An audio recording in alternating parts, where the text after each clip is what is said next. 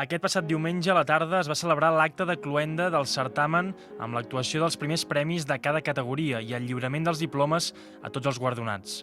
La 46a edició del concurs de joves intèrprets de piano de Catalunya ha comptat amb un molt bon nivell, segons els organitzadors, i ha establert 4 categories diferents.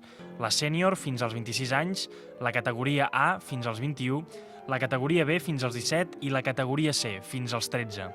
El concurs forma part de la Unió Europea de Concursos de Música per la Joventut.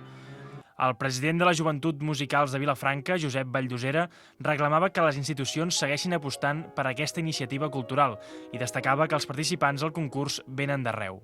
La major part venen de Catalunya, no? Tant els residents fixos com també alguns pianistes que estan residint temporalment aquí perquè justament estan estudiant més piano amb els 2 conservatoris superiors de Barcelona, és a dir, l'ESMUC i el Liceu.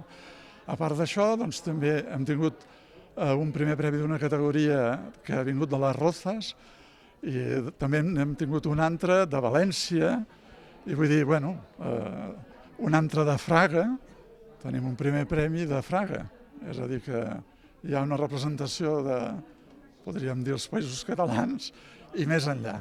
La guanyadora de la categoria sènior d'aquesta edició ha estat la lituana resident a Barcelona, Mònica Masanauskaite. Els altres vencedors del concurs van ser Adrià Saz i Alejandro Domínguez. El guanyador de la categoria A va ser Joan Ramon Salomó, nascut a Fraga i que detallava així el seu repertori. He presentat La Apassionada, vull dir, sí que tinc que dir que vaig fer una actuació bastant interessant d'aquesta peça. Vaig fer també Sonata de Prokofiev, amb la menor, i ja per acabar, que era la part obligatòria, un estudi de Chopin, el Black Keys o el Negrito, com es coneix, l'Opus 10 número 5. El jove pianista explicava que la seva relació amb el concurs vilafranquí ve de lluny.